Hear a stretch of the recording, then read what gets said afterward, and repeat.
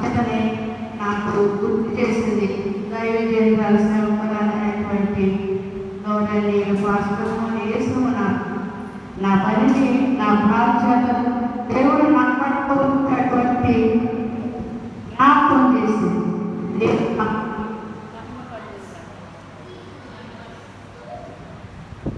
నేను మరి పరిశుద్ధ గ్రంథమైనటువంటి చదువుకున్న నేను జ్ఞాపకం చేస్తాను. ఎందుకంటే ఈ వాక్యం నా జీవితాన్ని అభ్యాసం చేసుకోవడానికి వీలుపడుతుందని నేను ఊహించి ఇది నేను నిర్ణయించుకున్నాను. పరలోక రాజ్యానికి మనుషులకు ఉన్న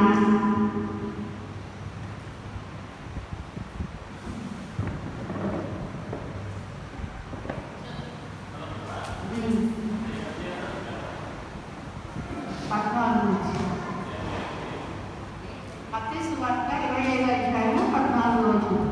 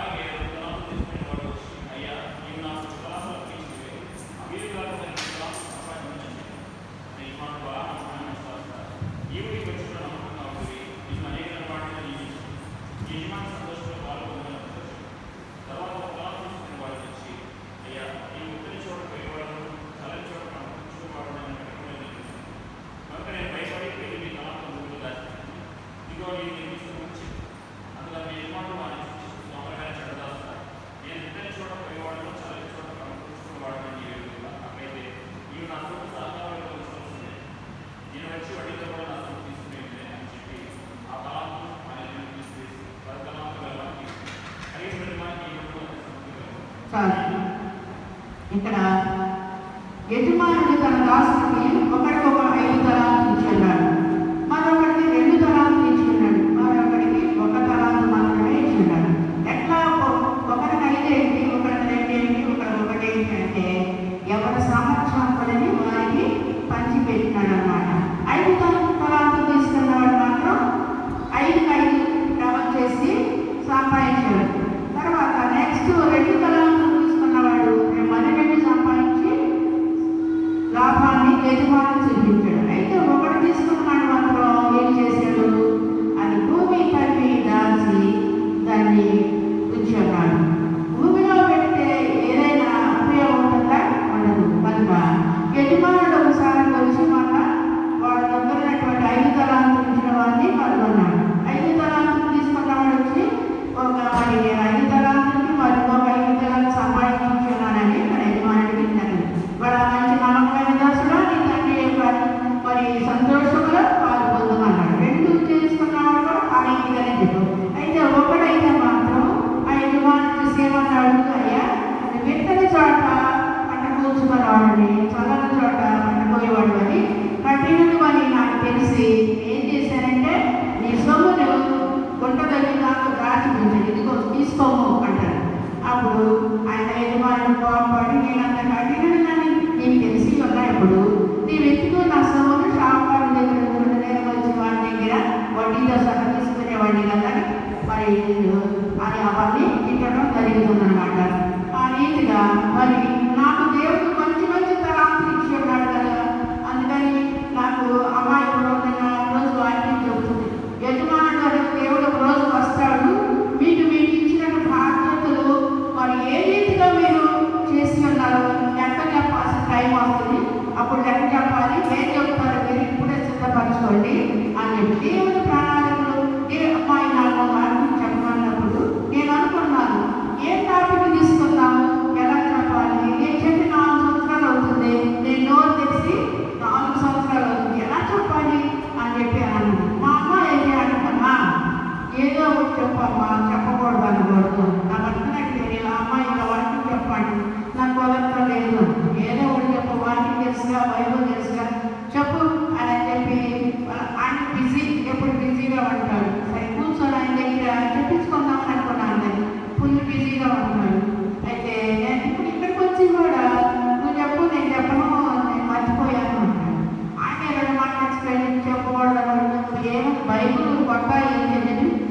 నాకు కొంచెం చెప్పి వెళ్ళాడనమాట. అప్పుడు నాకు ధైర్యం వచ్చింది చెప్పాలి అని.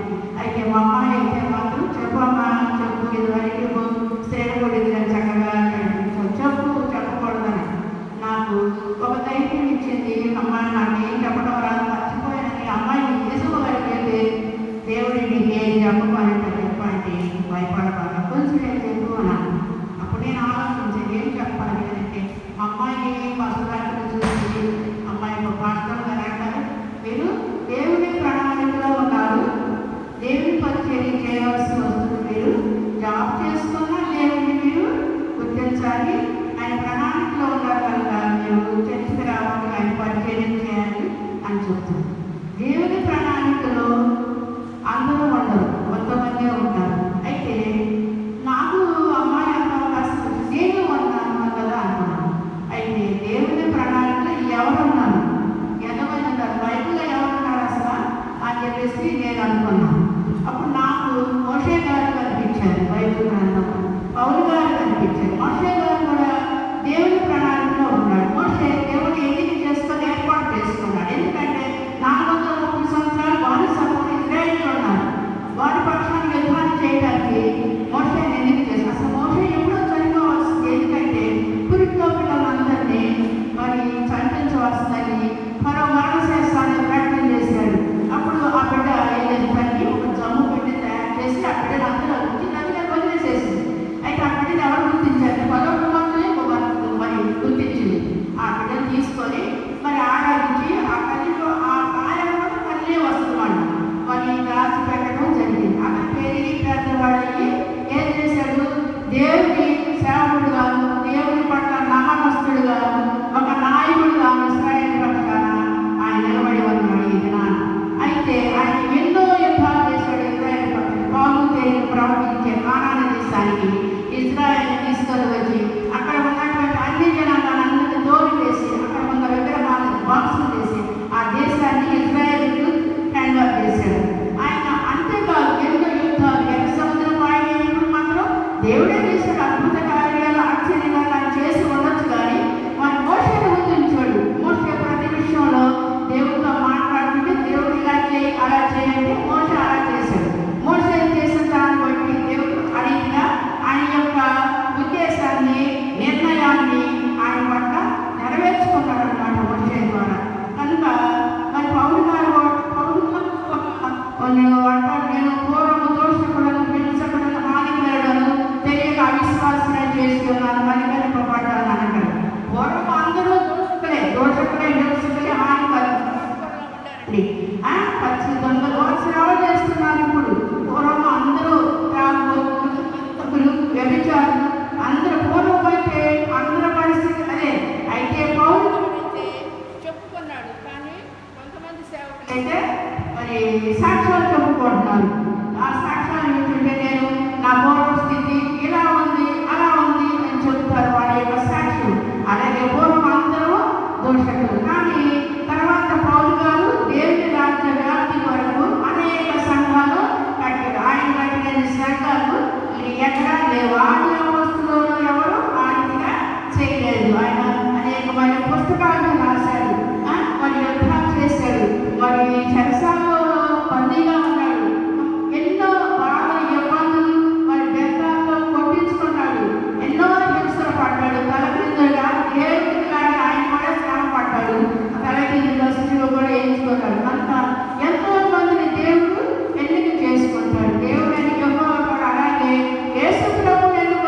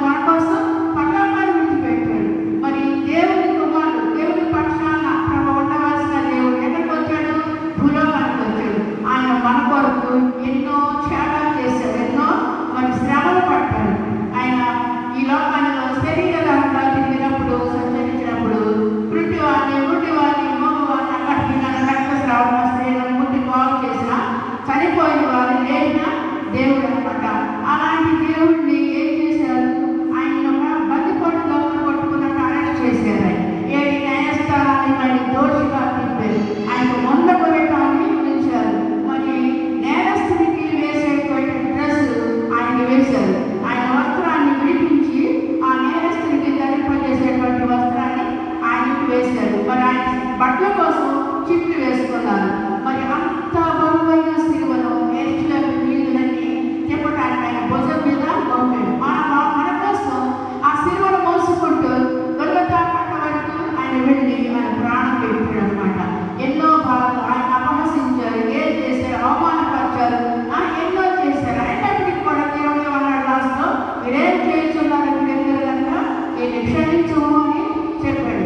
కనుక దేవుడు ఆయన చిత్తాన్ని యేసు ప్రభు ద్వారా నెరవేర్చుకున్నాడు. ఆయన నమ్మకంగా ఉన్నాడు, నమ్మకంగా ఆయన పని చేశాడు. ఎదురు తిరగలేదు తన తండ్రికి. ఏంటి తండ్రి, ఎంత పాపం కోసం, ఎంత భయంకరమైన వాళ్ళ కోసం నన్ను భూలోకానికి వెళ్ళమంటావు, అక్కడ నా ప్రాణం ఇవ్వమంటావు, వాడికి అలా కొట్టించుకోమంటావు, వాడికి అలా ఉమ్మివేయించుకోమంటావు, నేను చేయను అని దేవుడు ఒక మాట అడిగినట్లయితే తన తండ్రిని ఈనాడు మనకి రక్షణ ఉండేది కాదు, మన నిత్య నరకానికి ఆపుతాయి ఉండేవాళ్ళు మర్చిపోయమన్నాం అన్నమాట. కనుక దేవుడు మన కోసం ఏం చేశాడు, ఏమై ఉన్నాడు అని మనం అందరము గుర్తించవలసిన వారమై ఉన్నాం. కనుక ఈ రీతిగా దేవుడు కొందరిని ఎన్నిక చేసుకున్నారు. అలాగే యోనాను కూడా దేవుడు ఎన్నిక చేసుకున్నాడు. యోనా దేవుడు భక్తుడైన, ఆయన నమ్మకమైన పరిచారుడు. అయితే యోనాను ఏమన్నాడు, నినివే పట్టణం వెళ్ళి ఆ యొక్క ఊరి స్థితి, ఆ యొక్క పట్టణ స్థితి అధోగతిగా ఉంది, నీవు ఆ పట్టణానికి వెళ్ళవలసి ఉన్నది యోనా అని చెప్పాడు. నేనైతే వెళ్ళనయ్యా, ఏం చేసుకుంటావో చేసుకో అన్నట్టుగా ఆయన చక్కగా తార్షీషు ప్రయాణమై ఓడకి హ్యాపీగా కూర్చొని ఓడ అడుగు క్రిందకు వెళ్ళి నిద్రపోవడం జరిగింది. కానీ సరే యోనాని వదిలిపెట్టాడు ఆ దేవుడు, ఎందుకు వదిలిపెట్టలేదు? యోనాని ఏర్పాటు చేసుకున్నాడు. ఆయన చిత్తమై ఉంది, ఆయన ప్రణాళిక ఉంది.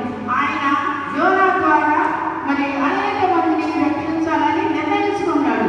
యోనాని వాడుకోవడానికి ఆయన నిర్ణయించుకున్నాడు. కనుక యోనా ఏం చేశాడు, ఆయన వ్యతిరేకించాడు. వ్యతిరేకించి దాని కిందకి వెళ్ళి కొట్టుకున్నాడు పోయి. అలాగే అప్పుడు వదిలేశాడు, పానీలు నా సేవ చేయడు, వీళ్ళు నమ్మకోలేదు పాని అని దేవుడు వదిలిపెట్ట. ఎందుకు? యోనాను ఎవరు పట్టుకున్నాడు, యోనా ఆయనకు కావాలి. కనుక ఏం చేశాడు, సముద్రాన్ని అల్లభాగాలను సృష్టించాడు. గోడ పెద్దలైపోతుంది. గోడ నాలుగు అందులో ఉన్న ప్రయాణికులు అందరూ అసలు ఎంతగానో వాళ్ళు భయపడిపోయారు. భయపడింది కానీ వాళ్ళ ఇష్టమైనటువంటి దేవతలందరికీ పూజించుకుంటున్నారు. ఏంటి ఇలా జరిగింది, ఎవరి వల్ల జరుగుతుంది అని చెప్పాను. ఇక ఓడ అడుగు కిందకి వెళ్తే యోనా ఉండాలి. ఏమన్నాడు, పోయి నిద్రపోతా, నీకేమొచ్చిందిరా, నీకు అడుగున సముద్రం అంతా పొంగిపోతుంటే మనం చచ్చిపోయే స్థితిలోకి వచ్చాము లే అనగానే వాడు లేచి వచ్చి చూసాడు. ఎవరు నువ్వు ఎక్కడి నుంచి వచ్చావు, నేను ఏ దేశం అని అడిగినప్పుడు, అయ్యా నేను సరిగ్గా దేవుడి మరి దాసులను, అయితే నేను ఈ పని చేయడం జరిగిందని చెప్పి తన దేశవాసుల గురించి తన పేరు అన్నీ చేశారు. అసలు ఈ ఉపద్రవం ఎవరి వాళ్ళకి సంబంధించిందంటే యోనా వాళ్ళకి సంబంధించిన చీట్లు వేసుకున్నారు. చీటీ వచ్చింది. అయితే దీని మీద వచ్చింది, అసలు నేనేం చేయాలంటే ఇది నా వల్లనే వచ్చింది, దీనికి కారణం అంతా నేనే కనుక నిత్య సముద్రంలో పడాలని అప్పుడు ఇది ఆగిపోతున్నాను. ఆమె వాడు ఏం చేశారు, ఏమన్నా పాప చూసుకొని ఆ యోనా నెత్తి ఆ సముద్ర గర్భంలో వేశారు. అంతటితో యోనా పాడైపోవచ్చు. దేవుడు అంతటితో నా సేవ నేను చెప్పిన మాట వినలేదు కనుక ఆజ్ఞను అతిక్రమించాడు కనుక ఆ సముద్ర గర్భంలో నశించుకోవాలని వదిలేయలేదు. అది సముద్రంలో పడ్డప్పుడు యోనా ఎవరికి మరి మత్స్యం అమ్మకం జరిగింది. మత్స్యానికి మరి అక్కడ నియమించాడు, వినడానికి ఆగించాడు.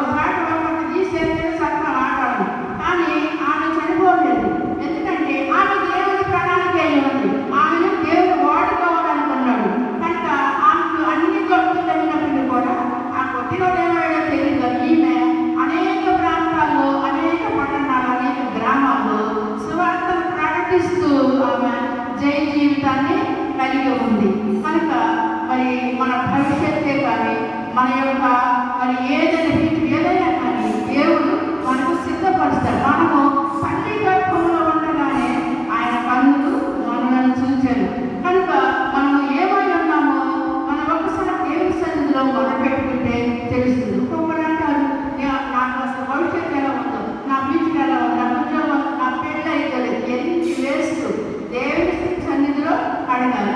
కొంతమంది అయితే చేతులు చూపించుకుంటారు నా జాతకం ఎలా ఉన్నది, కొంతమంది అయితే చిలక జోస్యం చేపించుకుంటారు. ఆ చిలక వచ్చి అదేదో పేపర్లో అవుతుంది, దాన్ని ఏ బొమ్మని దాన్ని బట్టి వాడు సలహా ఇస్తాడు. తర్వాత గొడవలు వస్తాడు, శుభం చేయమంటాడు. అది శుభం చేయడం కానీ శుభమైపోతుందా, శుభం కలుగుతుందా మనకి ఎంత మాత్రం కాదు. యేసయ్య మనకు జయించడానికి శుభం కలిగేది ఆయనే చేయగలరు. ఆయన సమస్తాన్ని చేయగలిగిన దేవుడు ఆయన కష్టార్చన అనేది ఈ లోకంలో ఉన్నదా లేదు కనుక ఆయన నమ్ముకొని ఆయన ప్రయత్నించే వారిగా మనం ఈ లోకంలో ఉండాలి. ఆయన కలిగిన దేవుడు ఈ లోకంలోనే కాదు పరలోకంలో కూడా దేవుడు శుద్ధై ఉన్నారు. హల్లెలూయా. ప్రభు నామమునకు మహిమ కలుగును గాక. పరిశుద్ధాత్మ దేవుడు సన్నిధిలో అందరూ మరి ఏకరీతిగా ఆయన స్వరాన్ని వినపరుస్తున్నది. ఆయన ఆత్మ సంచారం జీవించినప్పుడు మీరు బలహీనంగా ఉండకూడదు, నిర్లక్ష్యంగా ఉండకూడదు, శ్రద్ధాశక్తులు కలిగి ఆయన మాట వినవలసిన వారు. ఎందుకంటే మీరంతా నా చేతి పని ఉన్నారు, నేను ఏంటంటే గొర్రెలై ఉన్నారు, మీరు పాలించే ప్రజలు మేమన్నాం కనుక ప్రతిదీ దేవుడికి మనం చెప్పుకోవాలి. ఎందుకంటే ఆయన మనం కలుగు చేసి ఉన్నాడు. ఆయన మన కోసం తన ప్రాణము అర్పించి ఉన్నాడు. మన పాపాల కోసం ఆయన ప్రాణాన్ని ఇచ్చాడు. ఆయన దేనికి మరి వెలుగు తీయకుండా ఆయన మన కోసం ఈ లోకానికి వచ్చాడు. తండ్రి కురిపాసంలో కూర్చోవలసినటువంటి ఆ బిడ్డ ఈ భూలోకానికి వచ్చి మనకి ప్రాణాన్ని అర్పించి ఉన్నాడు. ఆయన ఆ ప్రాణం అర్పించకపోతే మనం ఏమైపోవలసి ఉన్నావా. అలాగే ఆ రీతిగా మనం దేవుడి సన్నిధిలో ఉన్నప్పుడు దేవుడి మాటను వినవలసిన వారంగా ఉండాలి. మాట వినేవాళ్ళంగా మనం ఉండాలి, పడవేసే వాళ్ళంగా ఉండాలి, నిర్లక్ష్య స్వభావం ఉండకూడదు. అలాగే ఈ యమున ఏ రీతిగా అయితే నిద్రపోయాడో దేవుడు మాట్లాడకుండా నేను కూడా ఈ 3 సంవత్సరాల్లో నేను కూడా ఆ రీతిలో ఉన్నానేమోనని నాకు అనిపిస్తుంది. దేవుడి విశ్వాసం చెప్పలేదు. మరి నాకు ఎంతో బాధ్యత దేవుడి సన్నిధిలో చర్చిలో ఉంది. నేను వెళ్ళగానే నా చేతికి పైకిస్తారు పాటలు పాడినాను. మరి ప్రార్థన నన్ను చేయమంటారు. తర్వాత కీర్తనాలి మరి సందర్భాలు ఇంత బాధ్యత నాకు ఇచ్చినప్పుడు నేనేం చేశాను, దాన్ని పారేసి వచ్చాను. నిర్లక్ష్యంగా గొల్లు నిద్రాశక్తి కనుక నా తప్పునే తెలుసుకొని మరి నాకు పట్టిన తుప్పులు వదిలించింది పాఠం కాదు. నువ్వు ఈ రీతిగా ఉన్నావు, నువ్వు ఒకప్పుడు దేవుడి పరిచయం చేసి ఇప్పుడు ఈ రీతిగా ఉన్న దేవుడి చిత్తం కాదు, నువ్వు మళ్ళా తెలవాలి. ఇదివరకు ఉన్న ఆసక్తి నీలో రావాలి, మళ్ళా నువ్వు రైతించాడు దేవుడి సైనికుగా సైనికురాలు నువ్వు పనిచేయాలని మరి సిస్టర్ చెప్పినప్పుడు నేను ఎలక్ట్ అయ్యాను అన్నమాట.